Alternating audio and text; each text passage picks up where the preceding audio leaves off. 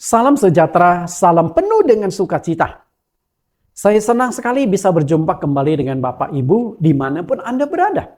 Hari ini saya akan membawakan satu mini seri yang hanya terdiri dari 2 sesi. Dan ini adalah sesi yang kedua. Sesi yang pertama sudah saya kupas pada beberapa pada minggu yang lalu. Nah, sesi yang kedua dengan tema yang sama, blind spot atau titik buta.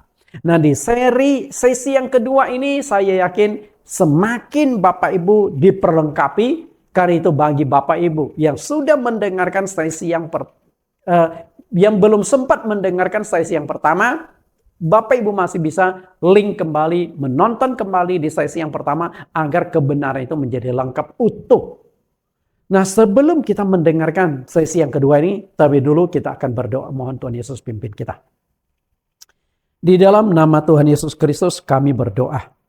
Terima kasih Tuhan, Engkau tetap menyertai, memimpin kami.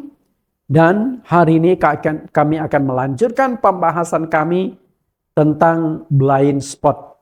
Tentang titik buta yang terjadi dalam setiap kehidupan manusia. Sehingga sesi yang kedua dan juga sesi penutup ini melengkapi sesi yang sudah kami dengar dan sudah kami bahas pada minggu yang lalu. Agar topik ini menjadi utuh. Engkau urapi hamba-Mu yang akan menyampaikan kebenaran ini. Dan seluruh jemaat simpatisan GCC dimanapun mereka berada. Tuhan Yesus pimpin sertai mereka. Roh Kudus bekerja di dalam hati mereka masing-masing.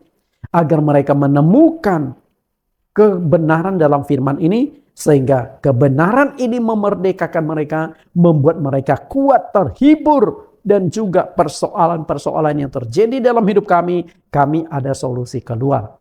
Terima kasih Tuhan. Kami siap mendengarkan kebenaran firman-Mu di dalam nama Yesus Kristus. Amin. Bapak Ibu yang saya kasih, kita lihat sekilas kembali.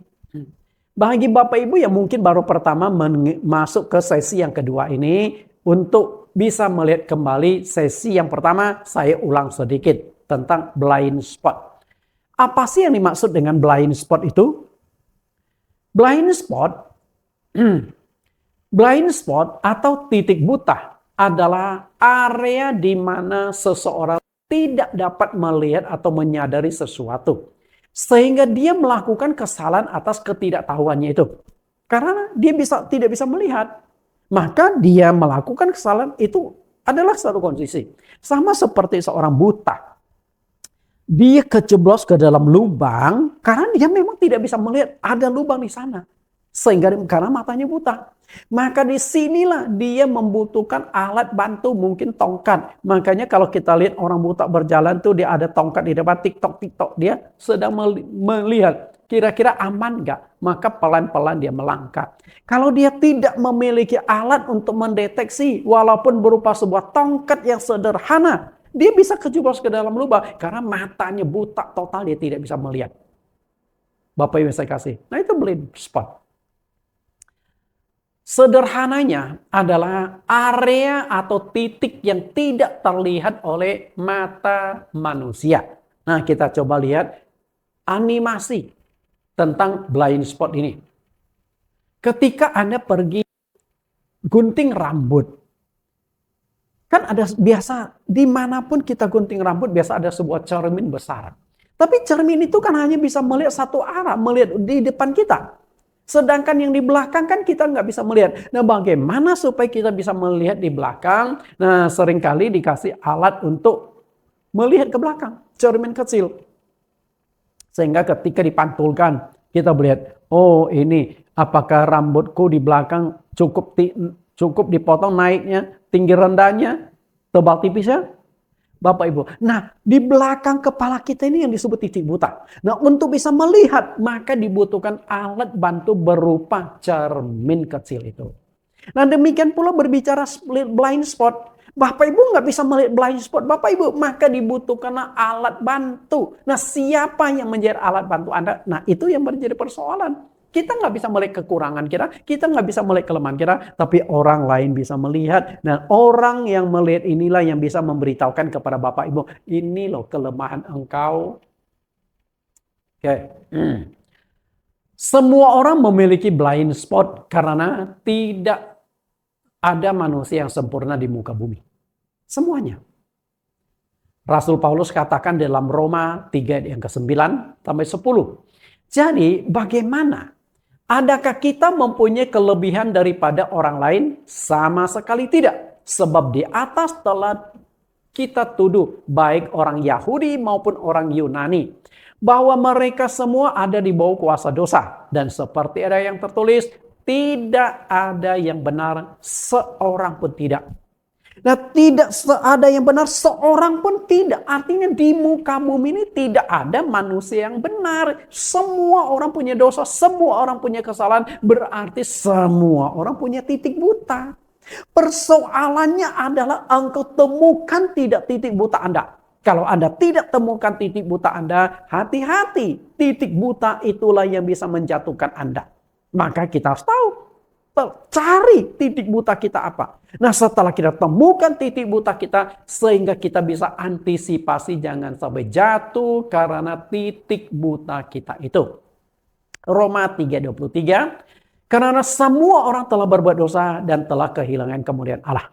Artinya, semua manusia di muka bumi ada dosa. Dosa dimulai dari nenek moyang kita Adam dan Hawa.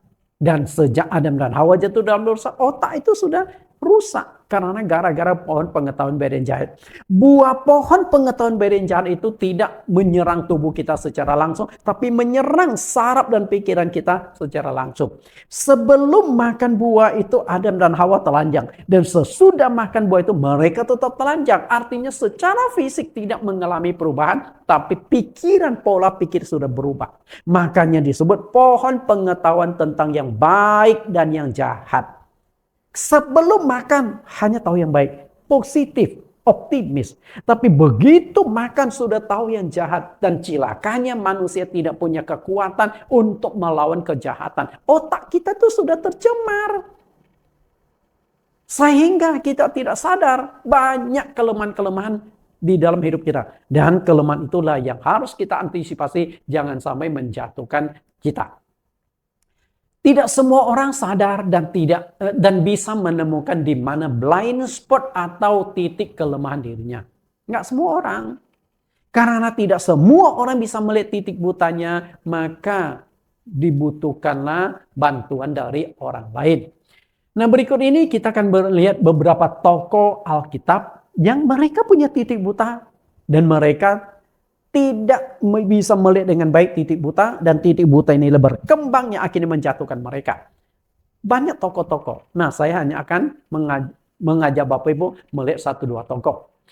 Blind spot Raja Daud adalah wanita. Berarti titik butanya Raja Daud adalah, kelemahan dia adalah wanita. Kita lihat tentang wanita. Rata-rata seorang pria itu akan jatuh dalam 3 hal yang biasa disebut dengan 3 ta. Rata-rata. Kalau Anda pelajari di dalam Alkitab, lalu Anda cocokkan ketiga ta itu, banyak tokoh-tokoh yang jatuh karena ketiga ta. Lalu 3 ta itu apa? Pertama, harta. Yang kedua, tahta. Dan yang ketiga, wanita. Betul nggak? Banyak tokoh Alkitab jatuh karena ketiga hal itu. Dan di dalam kehidupan kita pun sama. Banyak sekali orang yang lemah dalam ketiga kondisi tersebut. Raja Daud. Di dalam Alkitab ada beberapa tokoh yang jatuh karena lawan jenis. Selain Raja Daud, ada juga Salomo. Siapa Salomo? Anaknya Daud. Jadi ternyata bapak sama anak punya titik buta yang sama. Titik buta dari anak lebih parah dari bapaknya.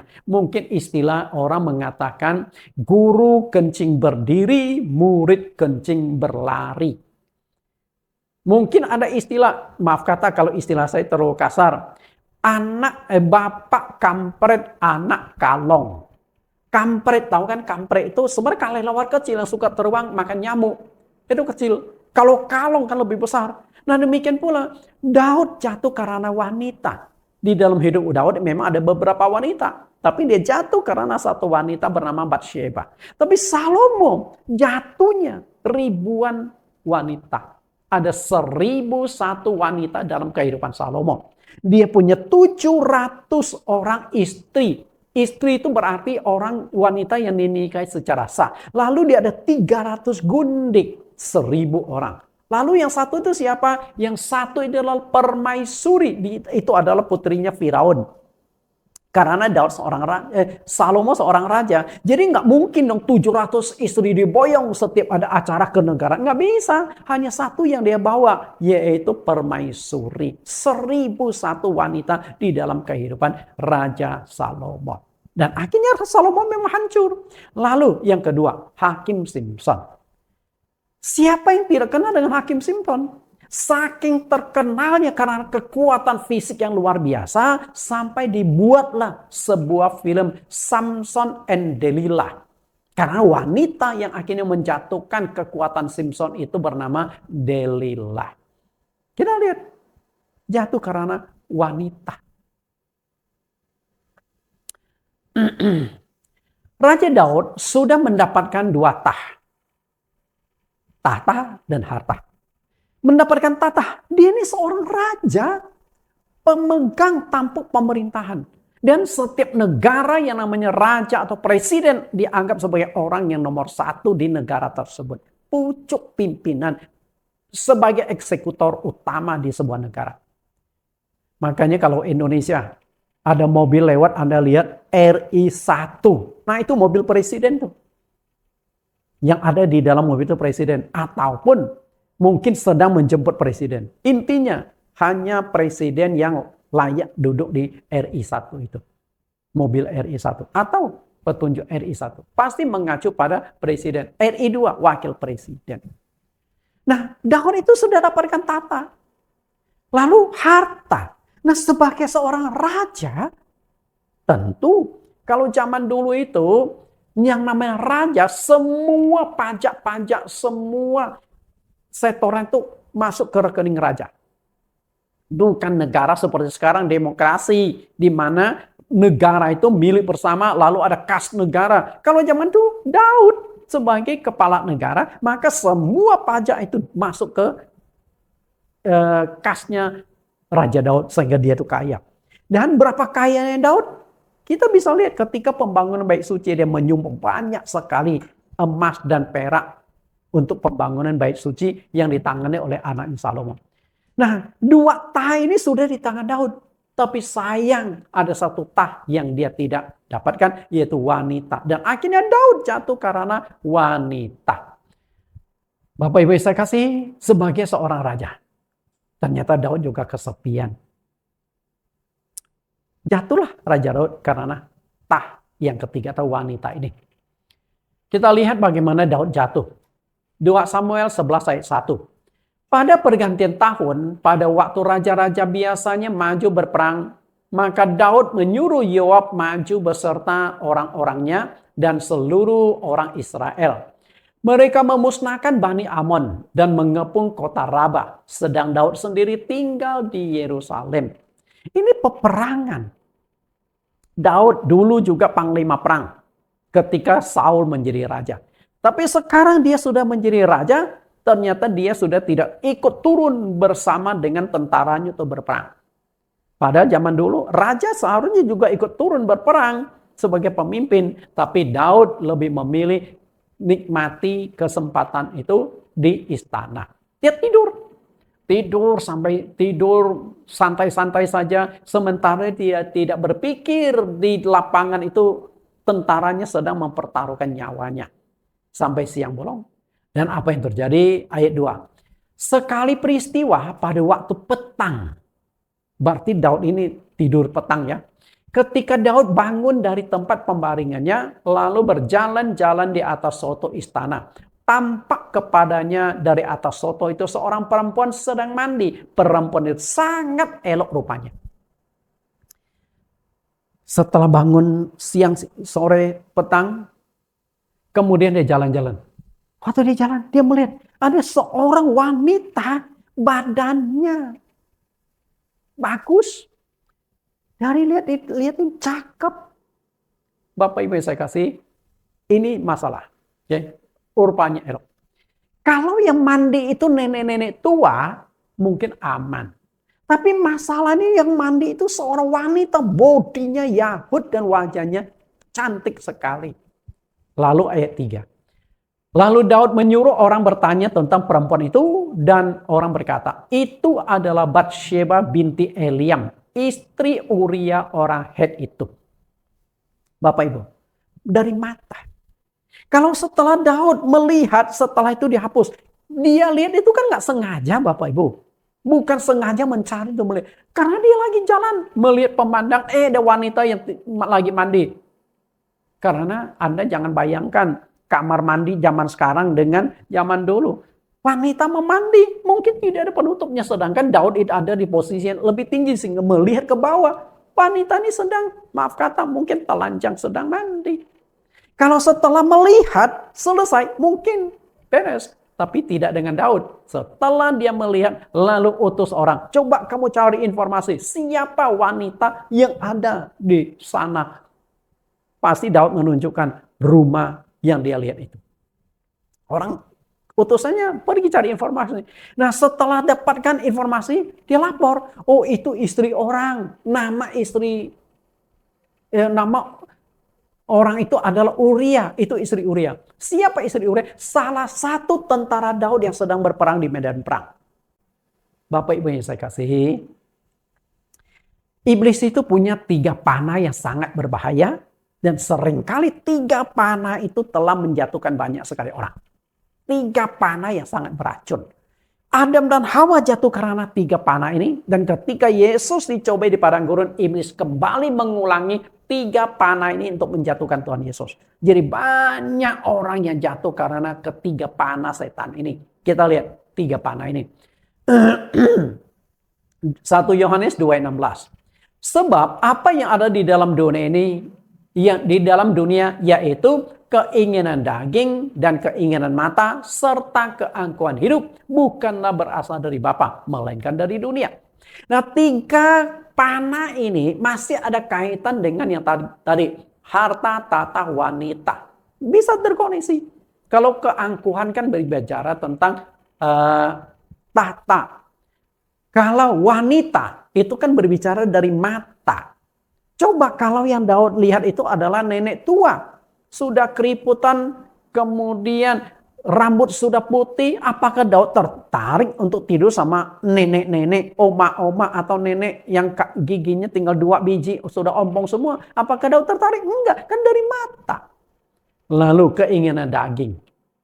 Nah, bicara wanita kan keinginan daging, memuaskan hawa nafsu. Jadi ada kaitan. Tapi 3 senjata setan ini. Daud jatuh karena keinginan mata. Daud jatuh karena keinginan mata.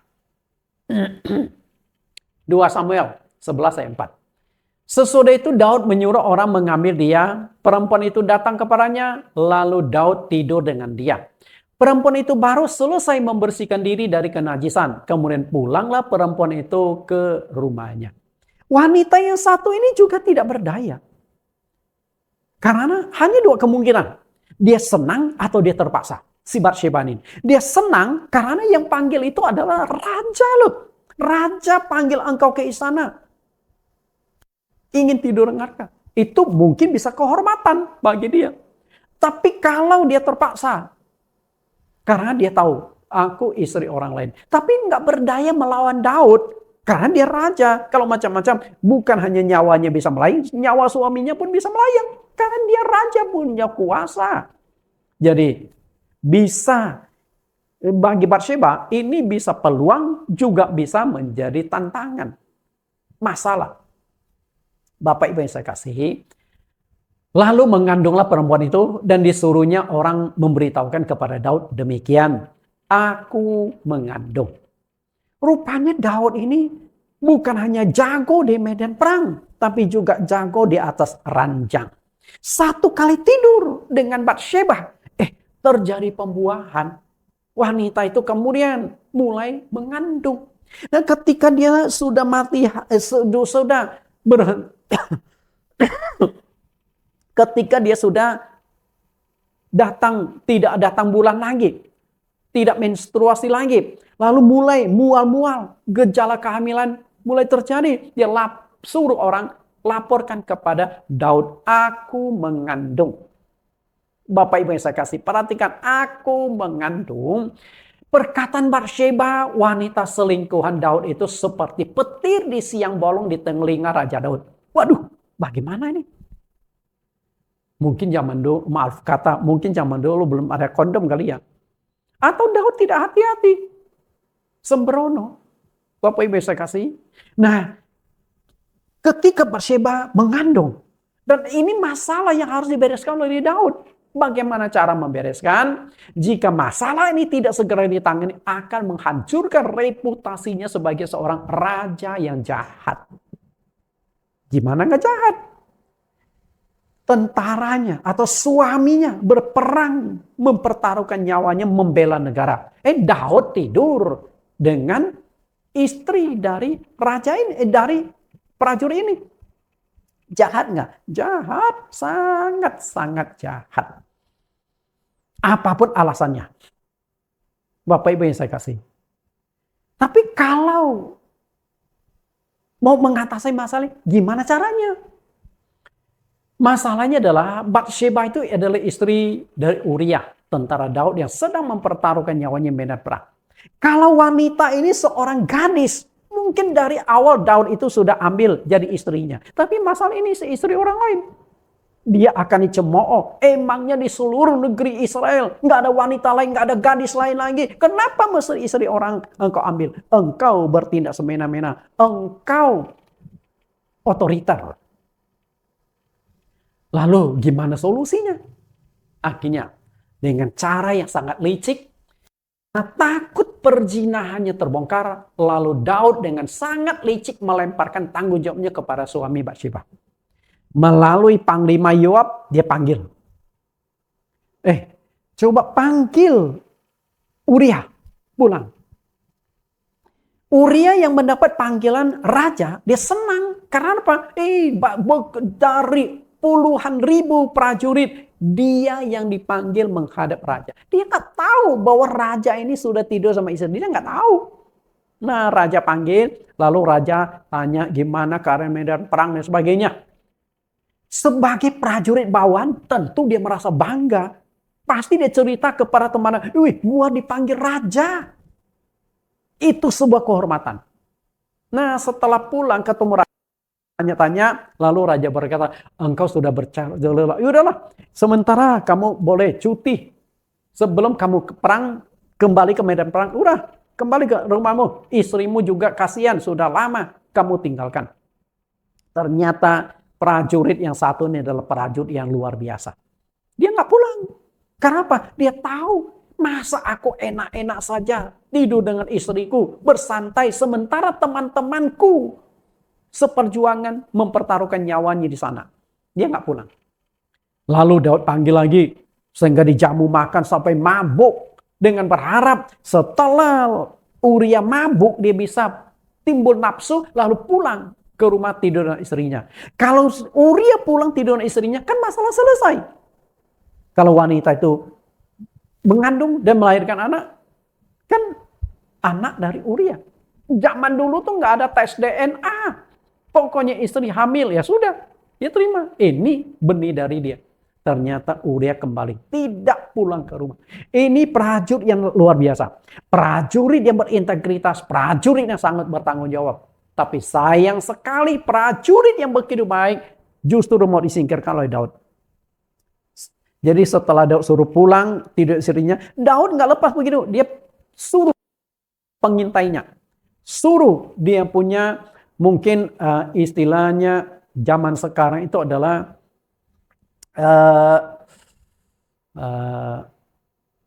pengintai-pengintai. Istilahnya zaman sekarang dinas rahasianya. Dia pakai dinas rahasianya. Coba kamu intai. Setelah laporkan ke Daud. Akhirnya Daud mengubah strategi. Yaitu bunuh saja laki-laki ini. Lalu dia panggil Panglima Yoab. Oke, tolong tempatkan Uriah di barisan yang paling berbahaya. Berhadapan dengan musuh langsung. Saya yakin Yoab itu tahu Daud itu memang mau menyingkirkan Uriah. Tapi alasannya apa mau menyingkirkan Uria? Mungkin Yoab tidak tahu.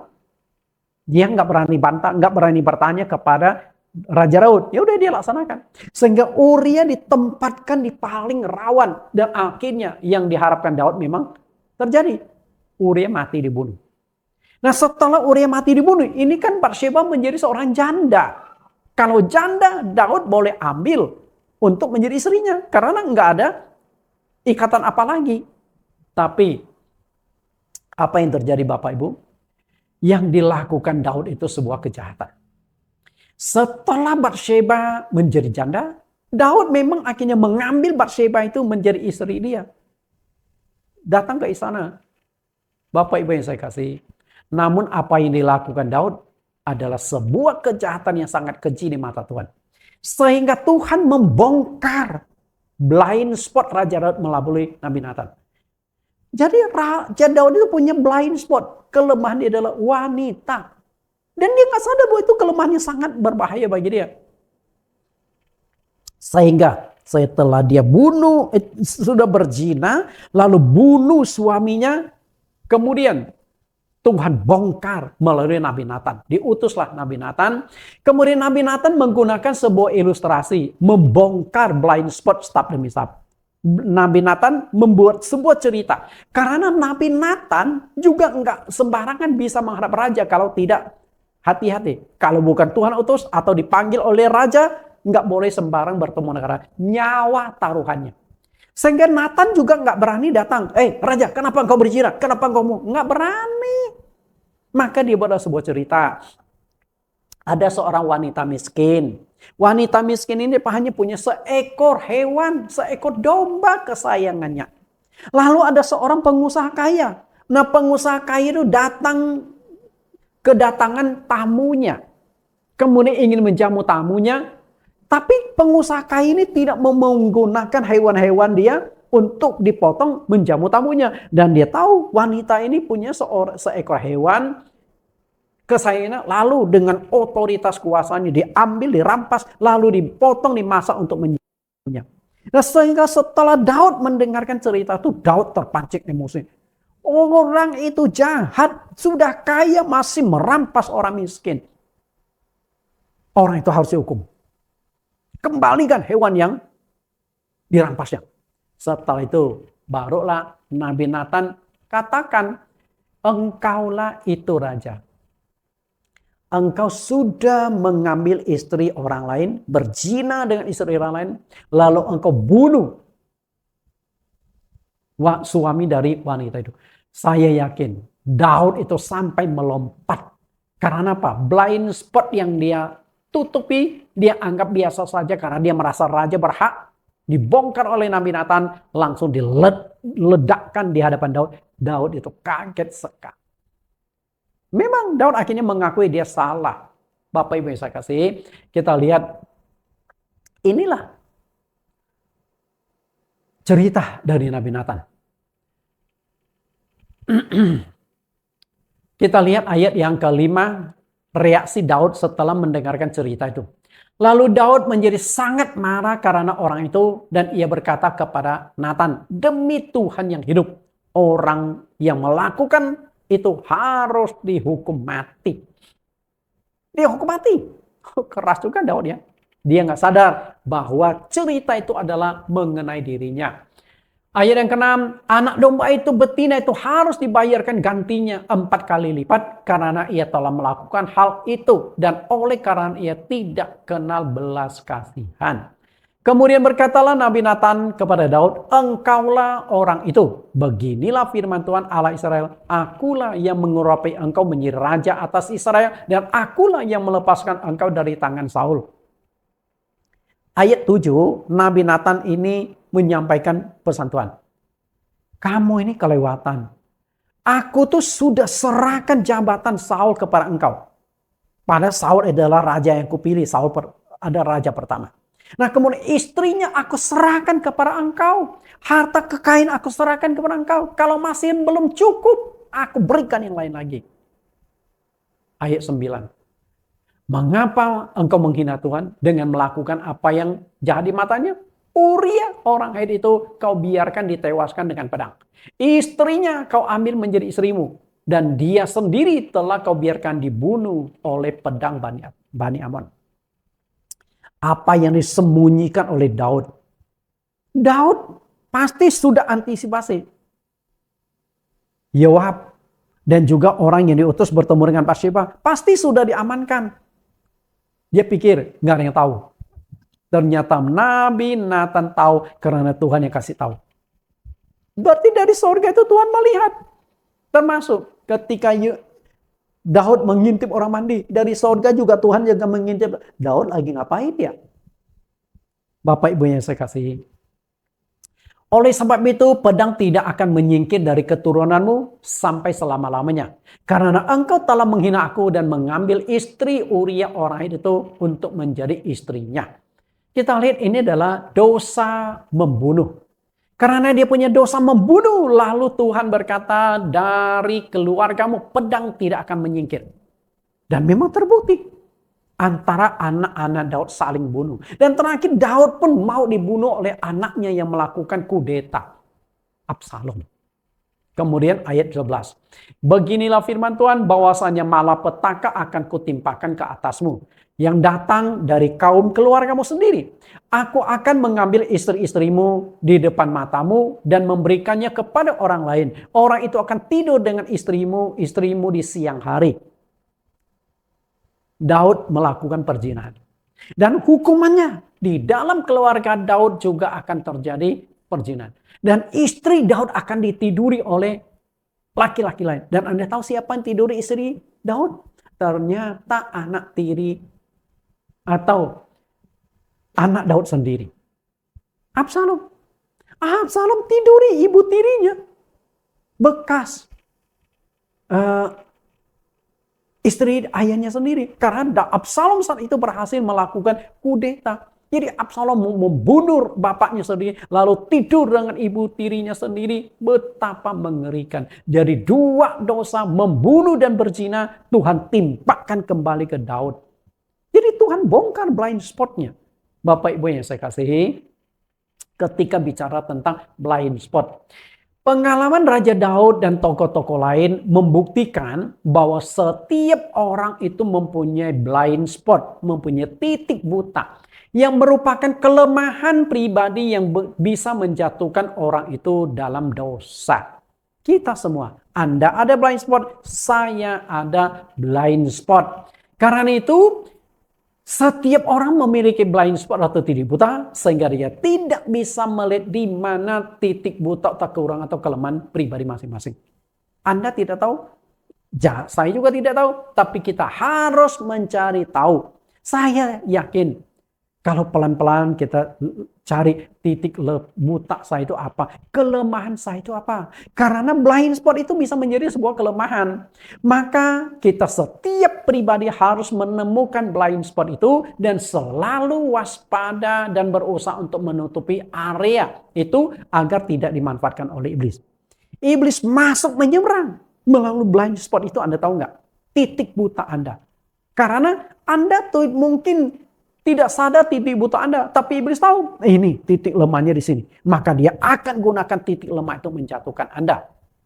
Rasul Paulus mengingatkan kita agar jangan lengah dan jangan memberikan kesempatan kepada iblis. Efesus pasal 4 ayat 27. Janganlah memberikan kesempatan kepada iblis. Berarti iblis menyerang itu kita yang buka peluang. Kalau kita nggak kasih peluang kepada iblis, iblis tidak jatuhkan kita, tidak bisa menyerang kita. Maka kita tutupi peluang bagi iblis untuk menyerang kita. Maka kita aman. Titik buta. Orang yang mencuri, janganlah ia mencuri lagi. Tetapi baiklah ia bekerja keras. Dan melakukan pekerjaan yang baik dengan tangannya sendiri. Supaya ia dapat membagi sesuatu kepada orang yang berkekurangan. Perhatikan kata mencuri. Kalau engkau punya titik buta, yaitu suka mencuri atau tidak jujur dalam hal keuangan, tutupi titik buta itu. Cukuplah dengan dirimu. Maka Tuhan Yesus katakan, cukuplah dengan apa yang kau punyai. Berikanlah kami makanan secukupnya. Sayang sekali, Salah satu dari murid Tuhan Yesus, Yudas Iskariot, justru membuka kesempatan kepada iblis untuk mencelakai Yesus. Artinya, Yudas Iskariot itu punya blind spot. Blind spot ini adalah tidak jujur dalam keuangan. Apalagi dia sebagai seorang bendahara dari ke-12 Rasul Tuhan Yesus. Dan iblis masuk melewat titik butanya Yudas Iskariot. Kita lihat bagaimana titik buta dari Yudas Iskariot. Iblis bisa melihat. Karena iblis juga awalnya malaikat. Dia juga banyak tahu rahasia-rahasia. Tidak ada sesuatu yang rahasia bagi malaikat-malaikat juga. Dia tahu. Ini kelemahan dari Yudas Iskariot. Dia masuk lewat kelemahan untuk menjatuhkan Yudas. Kita lihat blind spotnya Yudas adalah tidak jujur dalam hal keuangan. Yohanes 12 ayat 3. Maka Maria mengambil setengah kati minyak narwastu murni yang mahal harganya.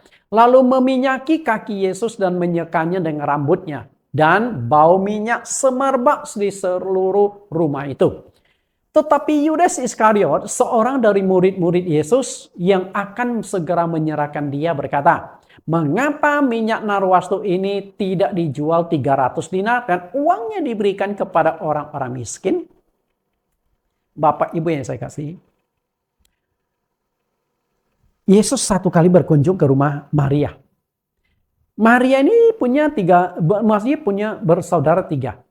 Maria, Marta, dan satu lagi Lazarus. Rupanya Tuhan Yesus cukup dekat dengan keluarga ini. Ketika Yesus ke rumah sana, Maria kemudian menuangkan minyak narwastu, itu minyak wangi yang sangat wangi, mahal harganya, ke kaki Yesus, lalu menyekanya dengan rambut dia sendiri. Sebagai wujud dia sadar, dia bukan orang yang baik, orang yang benar, supaya Tuhan berkenan memberikan belas kasih. Yudas yang melihat hal ini berpikir, untuk apa sih boros? Kalau minyak ini dijual itu mahal dan itu bisa dibagikan kepada orang miskin. Nah, kalau kita lihat sampai ayat yang keempat dan 5, Yudas ini kelihatan orang yang baik. Orang yang memperhatikan nasib orang-orang miskin. Tapi betulkan dia memperhatikan nasib orang miskin? Rasul Yohanes membongkar karakter dari temannya ini ketika dia menulis Injil Yohanes. Ayat 6. Hal itu dikatakannya bukan karena ia memperhatikan nasib orang-orang miskin, melainkan karena ia adalah seorang pencuri. Ia sering mengambil uang yang disimpan dalam kas yang dipegangnya. Ternyata maling. Nah, ini titik buta, blind spot dari Yudas Iskariot adalah hal keuangan. Bapak Ibu yang saya kasih. Nah, apakah Yohanes baru tahu setelah kasusnya meledak? Atau Yohanes memang sudah tahu, tapi Yohanes, ya udahlah itu uang kecil, biarinlah. Kita nggak tahu persis. Tapi intinya, Yohanes pun tahu ada titik buta pada Yudas Iskariot. Nah, Yudas sadar nggak bahwa dia titik buta? Bisa sadar, tapi dia anggap, nggak apa-apa lah titik buta. Semua orang punya kelemahan, tidak ada orang yang sempurna kok. Pak guruku ditegur, dimarah, atau dipecat sebagai muridnya. Sudah. Bapak Ibu yang saya kasih, apa yang terjadi? Blind spot. Inilah blind spotnya Yudas Iskariot. Tamak akan uang. Makanya tadi saya katakan, ada 3 yang sering menjatuhkan seorang pria. Harta, tahta, wanita. Nah, Yudas jatuh karena harta. Dengan wanita mungkin dia nggak begitu menjatuhkan dia. Tahta. Bagi dia nggak penting. Karena kalau dia pentingkan tahta, dia kan sayang di kedudukannya sebagai rasul. Itu jabatan mulia loh. Salah satu dari murid Yesus loh. Tapi dia nggak pedulikan. Yang penting dia bisa dapatkan duit. Walaupun dia kehilangan jabatan sebagai rasul. Karena ketika kasus terbongkar, pasti Yesus akan pecat dia sebagai murid. Tapi dia nggak peduli. Karena nggak penting bagi dia. Yang dia penting adalah duit, cien, dan terus cien. Sampai jual gurunya. Bapak Ibu yang saya kasih, itulah blind spot. Yudas Iskariot bukannya mengatasi blind spot dirinya, justru dia membiarkan blind spotnya itu berkembang menjadi semakin besar. Ternyata yang namanya blind spot itu bisa bertumbuh, bisa berkembang loh. Matius 26 ayat 14. Kemudian pergilah seorang dari ke-12 murid itu yang bernama Yudas Iskariot kepada imam-imam kepala. Ia berkata, apa yang hendak kamu berikan kepadaku supaya aku menyerahkan dia kepadamu? Mereka membayar 30 uang perak kepadanya. Dan mulai saat itu ia mencari kesempatan yang baik untuk menyerahkan Yesus. Bapak Ibu, kita lihat. Blind spot itu ternyata hidup.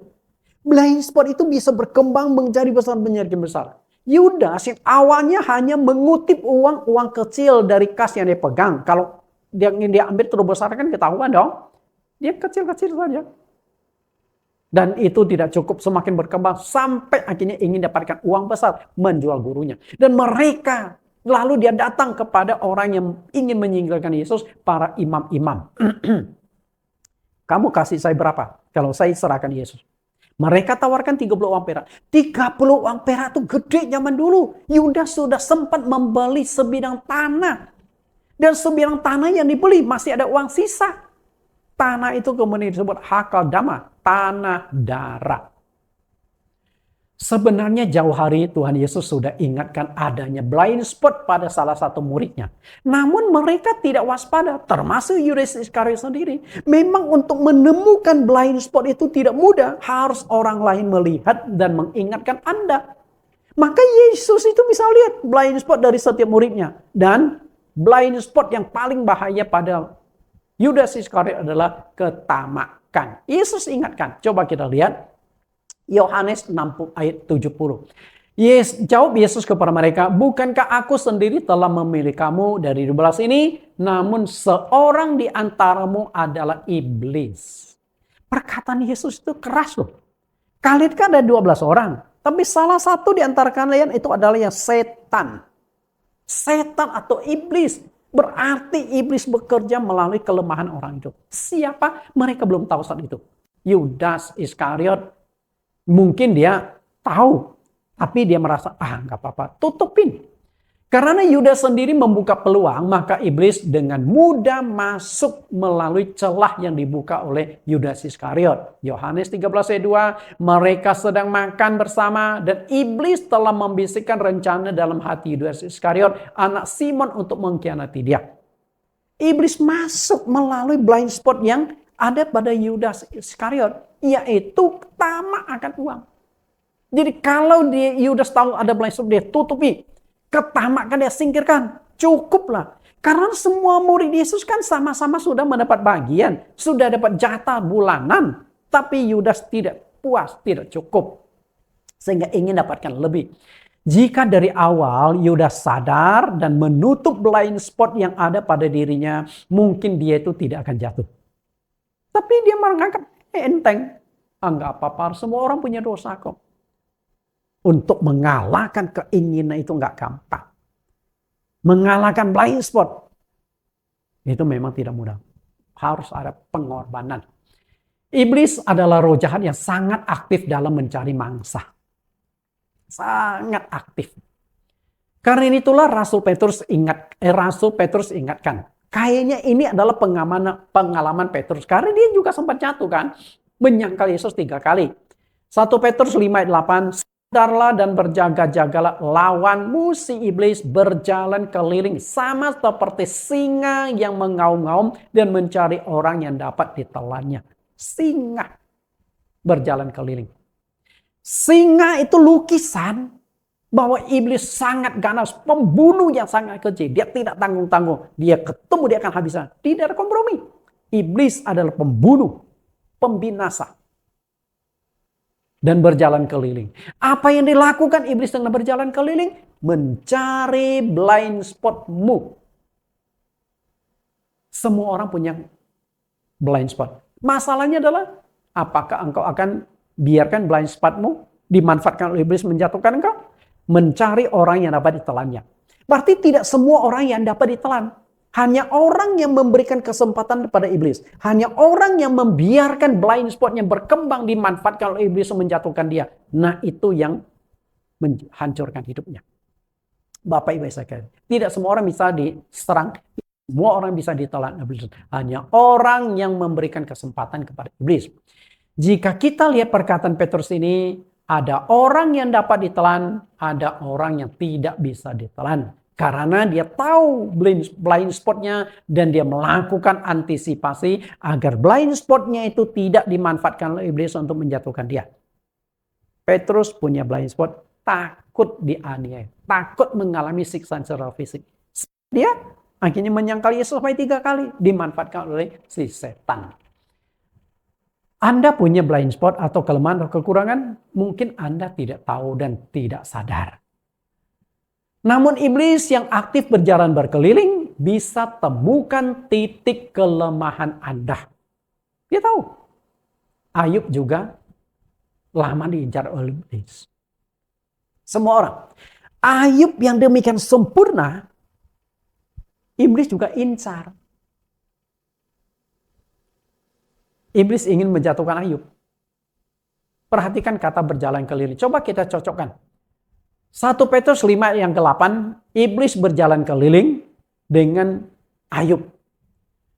Ayub pasal 1:6, pada suatu hari datanglah anak-anak Allah menghadap Tuhan dan di antara mereka datanglah juga iblis. Maka bertanyalah Tuhan kepada iblis, dari mana engkau? Lalu jawab iblis kepada Tuhan, dari perjalanan mengelilingi dan menjelajah bumi. Perhatikan kata perjalanan. Pasal 2 ayat 1. Pada suatu hari datanglah anak-anak Allah menghadap Tuhan dan di antara mereka datang juga iblis dan menghadap Tuhan. Maka bertanyalah Tuhan kepada iblis, dari mana engkau? Lalu jawab iblis kepada Tuhan, dari perjalanan mengelilingi dan menjelajah bumi. 2 kali Tuhan bertanya kepada iblis, dari mana engkau? 2 kali iblis menjawab, dari perjalanan menjelajah dan mengelilingi bumi.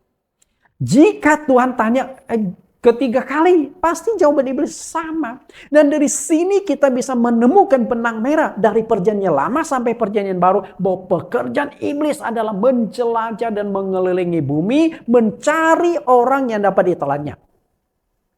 Mencari peluang masuk, mencari titik lemah. Ketika titik lemah dia temukan, dia akan masuk untuk menyerang, menjatuhkan Anda. Semua orang punya titik lemah. Antisipasi titik lemahmu. Kalau engkau punya kelemahan di sini, tutupi. Bersandar pada kuasa Tuhan. Jangan biarkan peluang itu dimanfaatkan oleh setan untuk menjatuhkan Anda. Karena Anda akan jatuh dalam dosa. Bapak Ibu yang saya kasihi, apa yang dilakukan oleh si singa melakukan perjalanan keliling adalah mencari blind spot atau titik lemah dari setiap orang. Terutama orang Kristen yang lengah. Karena itulah Rasul Petrus ingatkan kembali di 1 Petrus 5 ayat 8-9. Sadarlah dan berjaga-jagalah lawan musuh iblis. Sadar dan berjaga-jaga. Sadar artinya Anda harus temukan blind spotmu. Berjaga-jaga artinya Anda harus tutupi blind spotmu. Antisipasi. Kalau engkau lemahnya di harta, hati-hati dengan duit. Kalau engkau lemahnya di tahta, hati-hati dengan jabatan, kesombongan. Kalau engkau lemahnya di wanita, hati-hati dengan lawan jenis. Jaga, jangan kasih peluang. Semua saudaramu di seluruh dunia menanggung penderitaan yang sama. Artinya, semua orang punya blind spot dan harus temukan blind spotmu. Anda harus antisipasi, Anda harus menjaga. Begitu iblis blind spotmu, iblis akan langsung menyerang titik lemah Anda dan akan menjatuhkan Anda. Anda jatuh dalam dosa. Masalahnya adalah siapa yang tidak punya kelemahan? Semua orang punya kelemahan, betul? Ada sebuah cerita legenda di Yunani, namanya tumit Achilles. Ceritanya begini. Di Yunani, ada seorang anak muda bernama Achilles. Ketika dia menjadi tentara, dia adalah seorang yang sangat hebat di medan perang. Karena dia kebal senjata. Kenapa dia bisa kebal senjata? Ceritanya begini. Achilles ketika dilahirkan oleh ibunya itu mendapatkan petunjuk dari seorang dewa. Apakah engkau ingin anakmu kebal senjata? Rupanya ibu Achilles ceritanya itu adalah seorang dewi. Sedangkan bapaknya Achilles adalah seorang manusia biasa. Jadi seorang pria biasa menikah dengan seorang dewi. Dan hasil pernikahan itu sehingga melahirkan seorang anak yang memang separuh dewa, separuh manusia. Nah, karena dia manusia, jadi tidak ada titik lemahnya. Kemudian ibunya mendapatkan kesempatan, mendapatkan petunjuk. Apakah engkau ingin anakmu menjadi seorang yang kuat, yang kebal senjata? Ibu siapa yang tidak ingin anaknya menjadi sakti mandraguna? Lalu dewa berkata, bawa anakmu, pergilah ke sebuah sungai Styx dan celupkan anak itu ke dalam sungai Styx itu. Setiap bagian tubuh yang kena air sungai itu akan kebal senjata. Dan akhirnya ibunya percaya, lalu bawa si bayi kecil si Achilles itu dicelupkan ke dalam sungai Styx. Akhirnya pulang, kemudian Achilles mulai bertumbuh besar. Dan ternyata betul, setiap bagian dari Achilles itu yang kena air sungai itu kebal senjata. Dari kepala sampai ke kaki tidak bisa ditembus senjata. Sehingga ketika Achilles bertumbuh besar dia menjadi tentara, setiap kali dia berperang dia berhasil menang karena tidak ada senjata yang mempan sama dia. Kemenangan demi kemenangan diraih sehingga dia menjadi orang yang terkenal. Sampai suatu ketika Achilles akan berperang melawan sebuah kota kecil namanya Troya. Kota ini kecil. Dianggap sebuah negara yang lemah. Karena yang lebih besar saja sudah dikalahkan. Tapi dewa berkata, Achilles, kamu jangan berperang ke sana. Karena engkau akan mati di sana. Tapi Achilles yang merasa, gua kebal senjata, apa yang saya takutkan? Mana mungkin saya bisa mati. Dia tetap nekat pergi berperang melawan Troya. Apa yang terjadi? Akhirnya Achilles betul pergi dengan gagah perkasa, pulang sudah tinggal nama, sudah tinggal mayat digotong oleh tentara yang lain. Nah, yang menjadi pertanyaannya adalah kenapa Achilles yang kebal senjata masih bisa mati? Ternyata dia mati karena anak panah. Kok bisa? Kan katanya kebal senjata. Kenapa masih bisa tembus anak panah? Ternyata anak panah itu menancap di tumitnya Achilles. Nah, ini gambarnya. Kenapa bisa? Kenapa tumit Achilles itu bisa tembus panah? Dan itu bukan panah biasa, panah beracun. Seorang tentara yang mungkin tembak panah sembarangan dan panah itu kemudian menyasar kena tumit Achilles. Dan akhirnya Achilles mati keracunan. Kok bisa ya? Rupanya begini. Ketika ibunya membawa si bayi kecil dicelupkan ke sungai Styx, waktu itu ibunya tuh pegang telapak kaki anaknya dicelupkan. Sehingga bagian yang telapak kaki ini tidak kena air. Karena sedang dipegang oleh ibunya. Dari kepala sampai ke pergelangan kaki. Kebal senjata. Tapi di tumit tidak. Karena tidak kena air sungai Styx. Nah, dari sini kita belajar tentang tumit Achilles. Artinya tidak ada manusia yang kebal. Itu pasti ada titik lemah. Dan Anda harus ditemukan titik lemahmu. Titik lemah kita itu apa? Mungkin sombong. Mau dipuji melulu. Kalau diangkat lupa diri dia. Atau uang. Nggak jujur. Atau wanita. Atau mulut kita. Mulut kita jadi sumber masalah. Nah, ini titik lemah yang banyak terjadi pada orang. Iri hati. Saul jatuh karena diawali iri hati. Narsis. Mabuk, judi, dan berbagai macam hal. Inilah yang namanya blind spot. Kita harus antisipasi, kita harus jaga. Karena kita masing-masing bisa mencari. Hanya Anda yang tahu diri Anda. Orang lain tidak tahu diri Anda. Sama seperti seorang tukang bajai ini. Bawa bajai, mau belok kiri, udah belok kanan, nggak ada yang tahu. Hanya dia dan Tuhan yang tahu. Sama juga, orang lain nggak tahu titik lemahmu, tapi Tuhan tahu. Dan iblis juga tahu, Anda juga tahu. Usahakan Anda temukan kelemahan Anda itu apa. Dan Anda antisipasi kelemahanmu di sana. Jangan biarkan kelemahan itu berkembang. Jangan biarkan kelemahanmu akhirnya menjatuhkan engkau. Inilah blind spot. Walaupun tumit asiles atau kelemahan dan kekurangan kita tersembunyi, namun tidak boleh diabaikan. Karena semua itu akan terbuka pada saat Allah melakukan penghakiman. Pengkhotbah 12 ayat 13. Akhir kata dari segala yang didengar ialah takutlah akan Allah dan berpeganglah pada perintah-perintahnya. Karena ini adalah kewajiban setiap orang. Karena Allah akan membawa setiap perbuatan ke pengadilan yang berlaku atas segala sesuatu yang tersembunyi. Entah itu baik, entah itu jahat. Tersembunyi artinya itu blind spotmu. Semua orang punya blind spot. Kita bisa jatuh dalam dosa. Dan ketika kita jatuh dalam dosa, mungkin nggak ada yang tahu. Misalnya, Anda selingkuh nih. Orang lain nggak tahu. Pasangan hidupmu tidak tahu. Tapi Tuhan tahu, Anda tahu. Dan setan tahu. Karena setan yang menyodorkan wanita itu. Sama seperti Daud. Dia tidur dengan Batsheba. Mungkin hanya satu orang yang tahu. Utusan Daud, dinas rahasia yang diutus bertemu dengan Batsheba.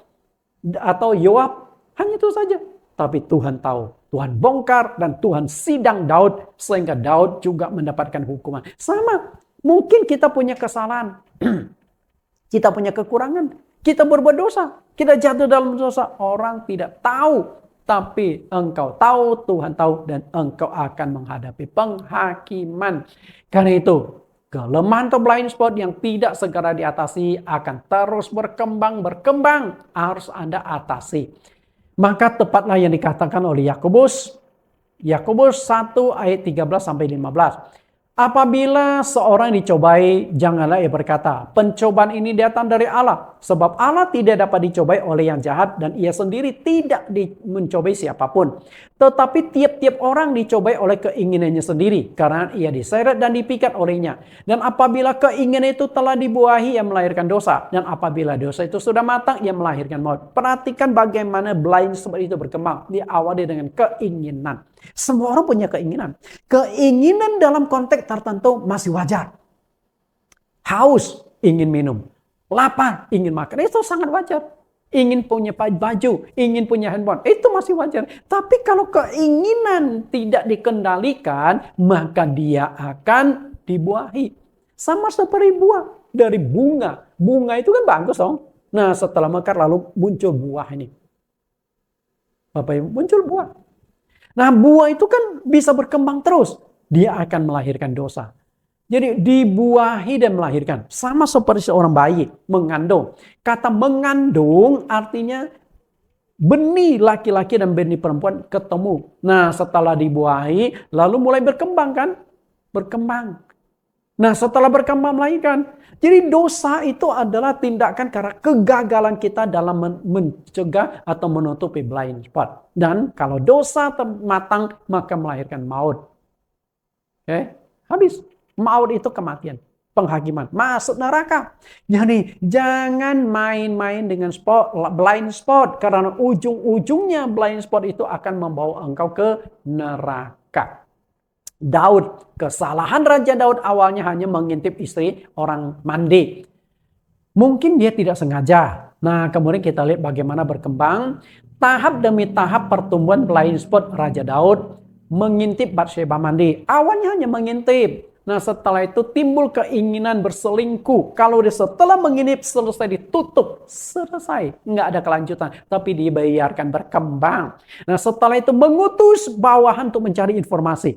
Dan setelah bawahan membawa informasi itu istri orang. Istri tentaramu yang sedang berperang. Kalau Daud setelah tahu langsung di-cut. Selesai. Ternyata enggak.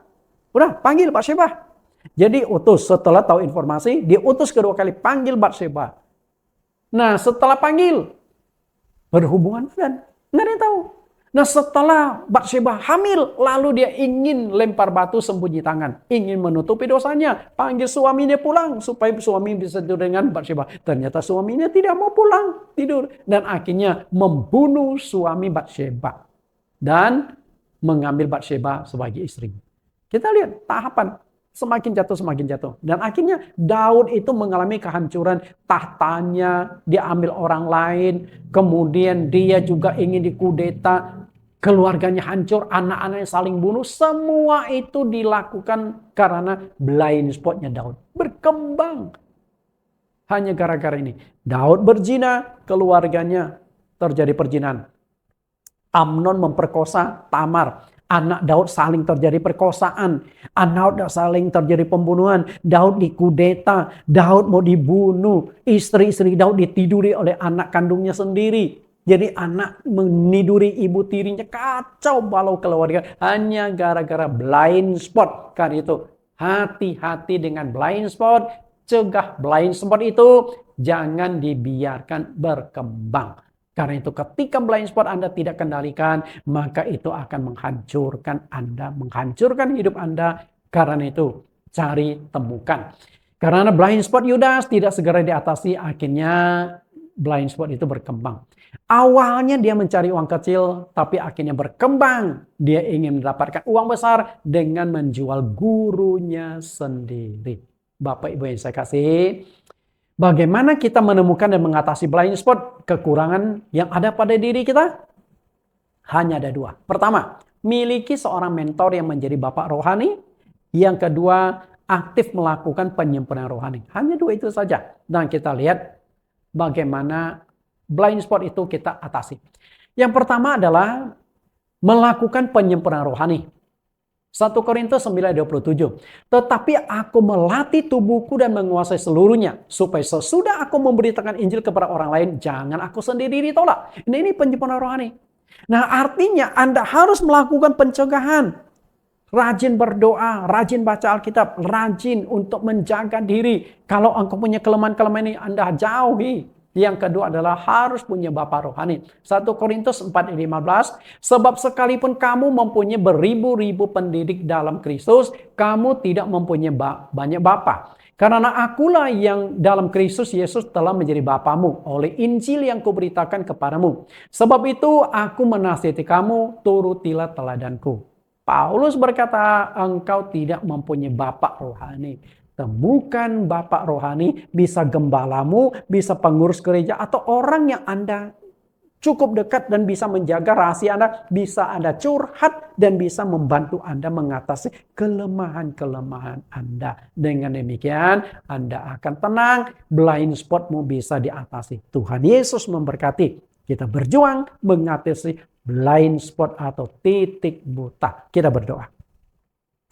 Di dalam nama Tuhan Yesus Kristus kami berdoa, Tuhan, kami sadar kami adalah manusia lemah, manusia yang tidak luput dari berbagai macam dosa dan kesalahan.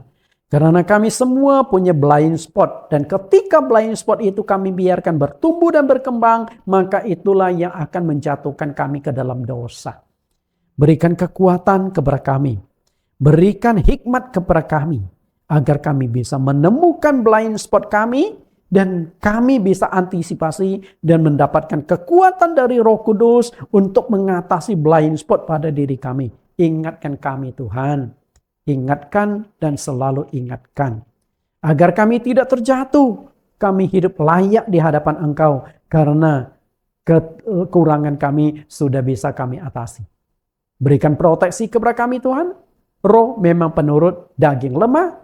Engkau katakan ketika doa di Taman Getsemani kepada Petrus, dan akhirnya Petrus tidak antisipasi, dia jatuh menyangkal Engkau 3 kali. Kami tidak ingin menyangkal Engkau, kami tidak ingin hidup di dalam dosa, karena kami sudah Engkau tebus dari dosa, tapi berikan kekuatan kepada kami. Roh Kudus menyertai, Roh Kudus memperbaharui, siapapun yang mendengarkan khotbah hari ini, Tuhan proteksi, Tuhan lindungi, dan juga Tuhan bantu kekuatan agar dia bisa menemukan dan mencegah blind spotnya, sehingga blind spot itu dimatikan, blind spot itu diikat di dalam nama Yesus, blind spot itu disingkirkan di dalam kehidupannya, sehingga blind spot tidak akan menjadi batu sandungan yang menjatuhkan setiap orang. Kami serahkan hidup kami di dalam proteksi kuasa darah Yesus Kristus. Amin.